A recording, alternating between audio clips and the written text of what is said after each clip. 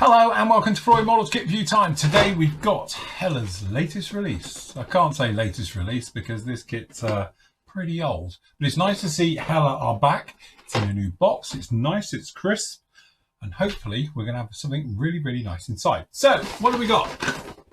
We have Hella's glorious kit from back from 1982 when this kit was first done by Hella themselves. It is their own one.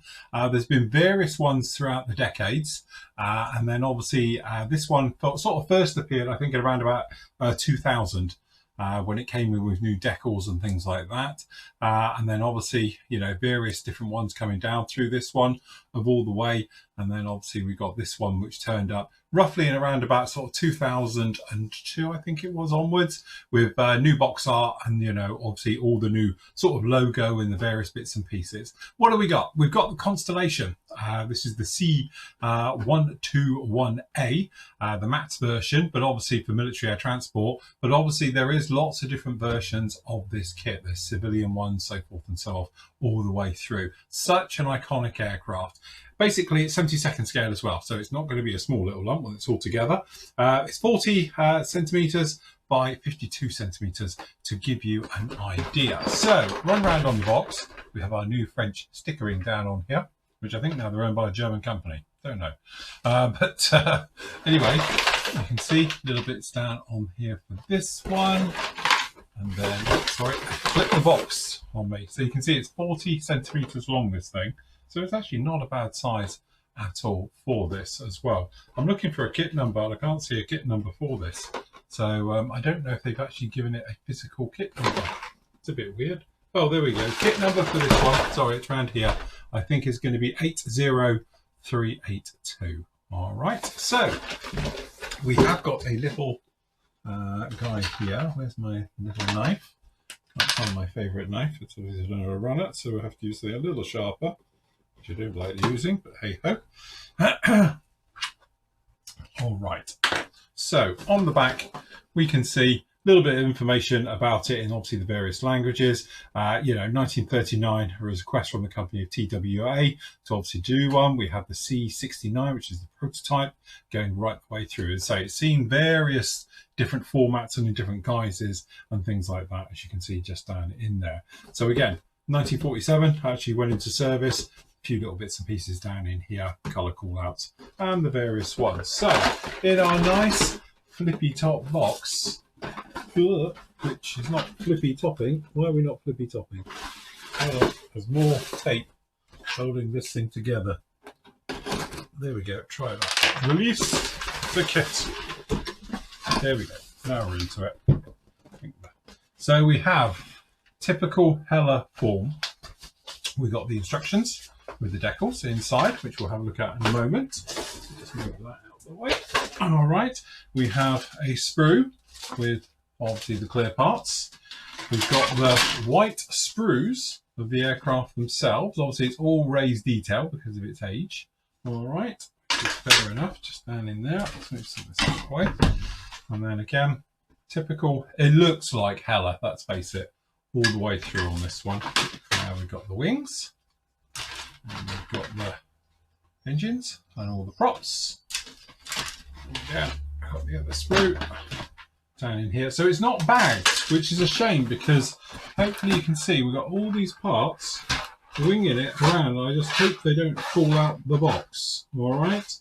So we've got things like doors and stuff like that down in there as well, which is a little bit of a worry. I know I moan about plastic bags and all the rest of it, but in this case, I think it might be a worthy thing to have, just in case you've got some parts that have come off of the sprue rattling around the box. Obviously, they do that. I can fit in there with that one. Okay, so as always, we will start with the instructions. So in here, we've got the decal sheet and all the rest of it. So pick a language, any language, apparently. All right, just down in here, and then turn the page.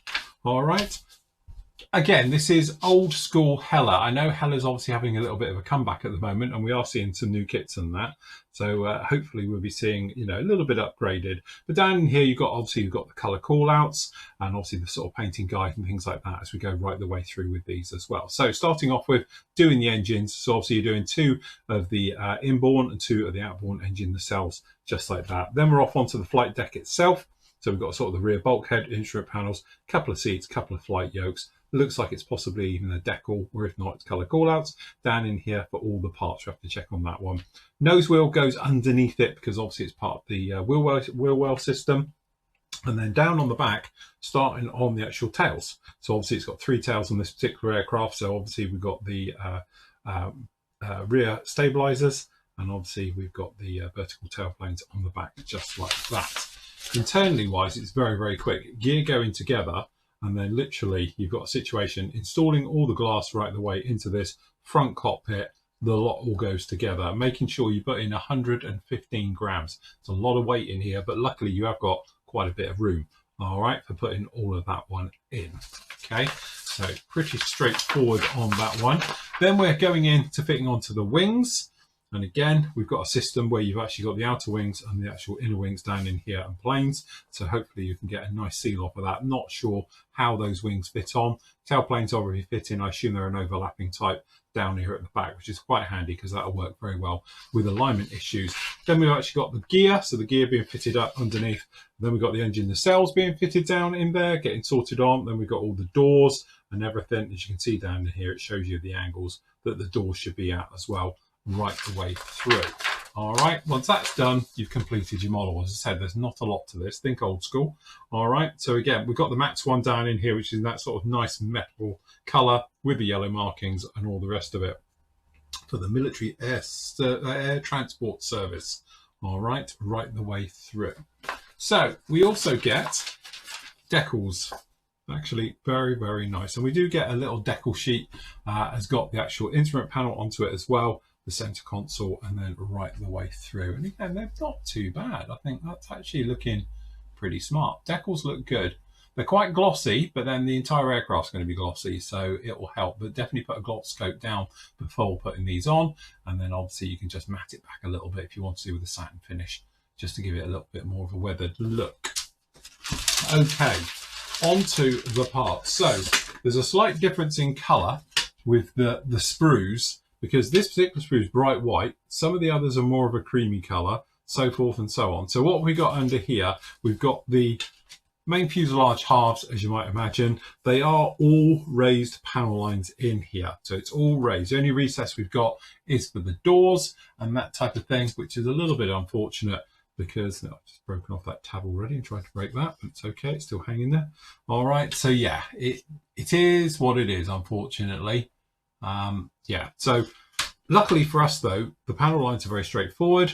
Once it's put together, it wouldn't be a pain to sand this back and rescribe the entire thing. And if you wanted to, you could obviously go with re-riveting and stuff like that. But again, it's nice smooth areas, pretty straightforward to do. We've also got the flight deck, which is not a lot going on just down in here and the front, and we've obviously got the instrument panel with the combing over the top as well down in here. This is the underside of the main wings. All right, so we've got a wing spar that's going to go on the bottom. This is the underside. Then we've got 2 halves of the wing tops that are going to go onto them. Again, it's one of these aircraft, you're buying it because it's a gorgeous aircraft, not the quality of the kit and all the rest of it. It has got some locating pins, and to be honest with you, the inside of the mold doesn't look too bad for a kit that's showing its age. The molding and the tooling doesn't, so hopefully it's not too much of an issue on this one. It will be okay. Okay, the next big one is the main sprue with all the wing parts, and again, it's very organic. It is what it is. Technically, this is a 70s kit. All right, that's obviously then it was released in the early 80s. But again, because of that, it's showing its age. We have got some recesses down in here on the main flaps on the back. Obviously, they don't work. There's nothing there and all the rest of it. Bulkheads and wheel wells. Again, it's not pretty. We've got huge sink marks down in here as well, but luckily no one's going to see anything on that. So, yeah, but looking at the wings, you can see the details there. You just need to bring it out. So 2 options. Rescribe it, do all the work like that, or, you know, dry brush all the details back to life. or follow them along with mechanical pencils or washes or whichever way you wanted to do it. All right, so you could do all of those. Same with the under of the wing spars. Difficult. It's actually very matte finish on this. It's very difficult to catch it in the light, the details. And again, the trouble, because it's not bagged, you can probably see under here, it flashing in the light there. That's all scratches where this thing's rattling around in a cardboard box unprotected. And again, we've got the doors and everything, a couple of bulkheads, things like that. This is the tails. So the actual tail planes on horizontals. No moving parts, as you might imagine, right the way through. Very little detail on this kit. Then we've got, all right, then we have a spare one, which is obviously the other wing, which hopefully you can catch in the light. You can see a little bit down in there. Again, we've got some ejector pins, which are very, very close. They haven't quite gone through, but they're very, very close, like that. Then over on here, we've got the tails, which are two-piece, so they're going to be laminated together because we've almost got, like, I think, an identical sprue here. Unfortunately, again, we've got a broken prop, so that's broken off. All right, and again, the parts are a little bit organic, a little bit lumpy and bumpy and stuff like that. You're going to need to put in a little bit of work on this, all right, to bring it up to thing. Again, little things like the detail on the tire here. I don't know if you can see it, but the hub isn't even flush or flat. It's on an angle. This one over here is almost pretty much collapsed into the well. That could be age of the mold or something else that's gone on there, but that's pretty much had it. I think you're going to have to go down maybe aftermarket route if they're available to find some decent wheels for that. Engine detail is pretty much non-existent. All right, but that's what these are. That's one of the props came off, which again, you might be able to catch it, is covered in sink marks. So there's sink marks all over the props. So not particularly nice on that one. All right. So again, they are the same. I'm just seeing if it is a, yeah, so these are exactly the same sprues, just mirrored. All right, so again, same sink marks on here. This one's sunk as well. So again, the hubs are a little bit gnarly all the way through. Details on the seat, actually not too bad, and the flight yoke. But again, all the doors have got huge sink marks in them as well. So that's not exactly brilliant. And luckily, though, there is no ejector pins on them. That's one thing. So managed to get no ejector pins. We have got a bit of flash running over everything as well. Again, I think in this because of the age of the plastic. All right, and again, we got all these parts that fell out during the unboxing. Again, could do with going over it, but again, you can probably see there's flash on all of these parts as well. Again, you're not buying this for the kit. The kit itself is pretty awful, you know. We haven't even really mentioned about the clear parts, and I suppose I ought to show them. So I don't know where my proper knife's gone. Where's my proper knife? Someone's had it. So the clear parts are not brilliant. They're clearer than other kits we've done recently, but they're not crystal clear. And again, it's one of those things. It seems to have very, very small windows on the Constellation. I think it's what makes it sort of gives it that aggressive look, which is quite nice, to be honest. We like that. But the windows, okay, they're doable and all the rest of it. I've seen worse. So, but yeah. So let's get back on track. Why would you build this kit if it's that bad? Because it's a Constellation. It's an iconic aircraft. As I say, TWA markings were so iconic for this aircraft back in the day that, you know, it's one of those ones in my heart as well. Real fondness for this particular aircraft. I've seen videos of it actually flying, taking off with the fire coming out of the engines. There's all types of things where they never used 100% on takeoff and all things like that because they were too powerful. But again, it's one of those ones where it's like, just a Constellation. It's just so cool. It's such a good looking aircraft, and to be honest with you, this is the only one we've got. So if we did want to have something else, you're a bit stuck.